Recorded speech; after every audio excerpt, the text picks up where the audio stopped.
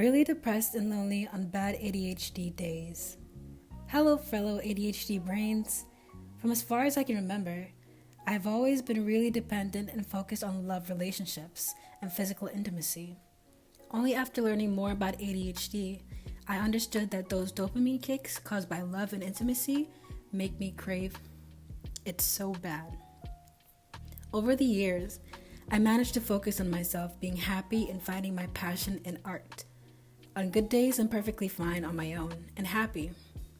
But on those bad ADHD days, like today, where you just seem to lack motivation, where like the last molecule of dopamine just left your body, I get so incredibly lonely and crave love.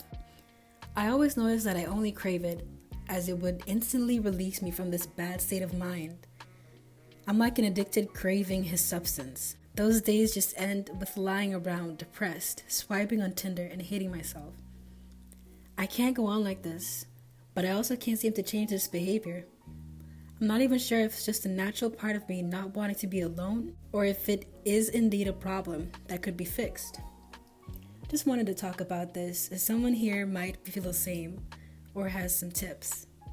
TLDR, on bad ADHD days, I get really dependent on love and intimacy as a source of dopamine, which makes me feel even worse and lonely. This is me so bad. I get so lonely and fearful that I'll never find a partner. Due to me having ADHD as an adult and being different, I fear I'll be alone forever, and if I should get so lucky as to find someone, my ADHD quirks will drive them away. I too sit on Tinder, swiping, depressed, a lot. I feel you. I met only a few people. I definitely think we will find the right person someday.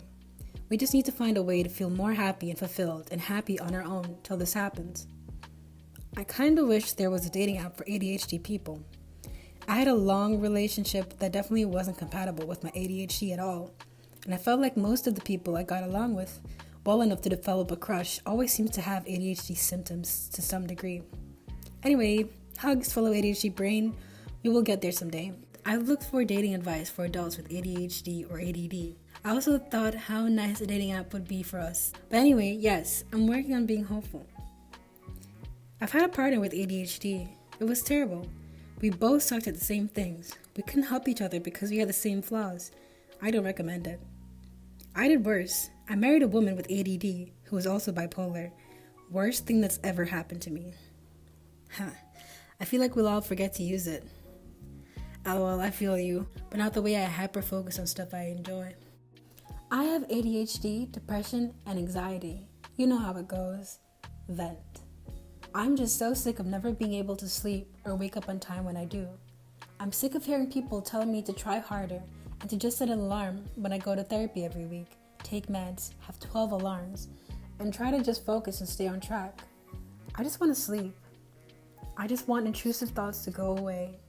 I've asked for a higher dose of medicine, and I got it, but it was too high, and I can't take anything else right now because of insurance. I just want to sleep right. I hate feeling this way all the time. P.S. I'm on mobile. Sorry, this is atrocious.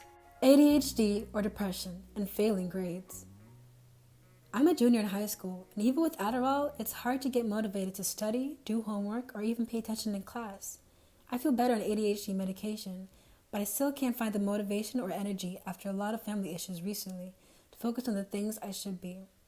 Do you guys have any tips on how to beat this terrible combo? I'm finishing my last semester of university right now, and I wasn't even diagnosed with ADHD until my junior year. The journey to this point has been a mess. I failed, completely failed, like 0 out of 14 credits. 2 different semesters putting me back a year. My dad left my family after years of emotional abuse to me and my 3 younger siblings, and I wanted to quit so many times. Now an AB student 3 months away from graduation, I think I might be able to offer some help. 1. It's hard. I hated speakers who came to my high school who would say, I failed so many classes but cleaned up with hard work. I would think, no duh. But what if you can't work hard? Work hard, but don't compare your hard work to others. Your hard work will be getting out of bed on time, not being late, just finishing assignments. 2. Turn in assignments. You can pass most classes with bad test scores if you don't miss assignments. 3. Don't let one missed assignment or bad test score make you think there's no hope left. There is always the next assignment or the next test or project. Work with your teachers if you need to. 4. Know you're not bad. Life is harder with ADHD. It sucks. I always wake up for my alarms, but I usually freeze and can't find the motivation to get up. Count every small victory. I woke up on time. I turned that assignment in. I was earlier than I usually am. 5. Start thinking about what you want to do with your education. This helped me with goals. I found important things in every class because I was able to tie it to what I wanted to do with my career eventually. 6. Be careful of excuses. I have no idea if you struggle with this problem, and I assume you don't. I struggle with making my family problems an excuse. I would have a really bad ADHD day and lose all motivation, and instead of taking care of my ADHD, I would blame it on my dad's decisions. Just keep yourself accountable to yourself without being hard on yourself. 7. This is what helped me the most. Find someone who you can communicate with. Someone who knows your situation and can help remind you when you are being ADHD. Someone who can look at your grades and not be mad, but say, no worries, if you do A, B, and C, you can get your grade up easy. This person should not be naggy or pushy, but encouraging. This was my wife for me, and it changed my education forever. Hopefully this wasn't too long-winded, and you're able to get some usefulness out of it. I'm new here, so I'm not the best at communicating with other ADHD people. Haha. Best of luck. Hang in there the best you can. Thanks for the helpful advice. The worst part is even with all the terrible family issues, I managed to keep almost all A's in 9th and 10th grade and have a 3.8 unweighted GPA. But sadly, that will go down this year. Hopefully I can get things together and turn it around senior year. I also wasn't diagnosed with ADHD until the start of my junior year. It's definitely comforting to know that there's an explanation for my struggles. I have been diagnosed with autism, ADHD, depression, anxiety, and I'm in the process of being diagnosed with borderline personality disorder. At one point, I was on 6 medications at once. Ask me anything. Thank you for being open about your health.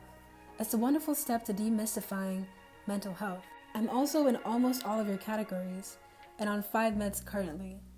What steps are you taking to cope with these diagnoses? I absolutely agree. Of course, I'm going to different doctors about 1 or 2 times a week, not just for the medications, but to talk about what's going on in my head.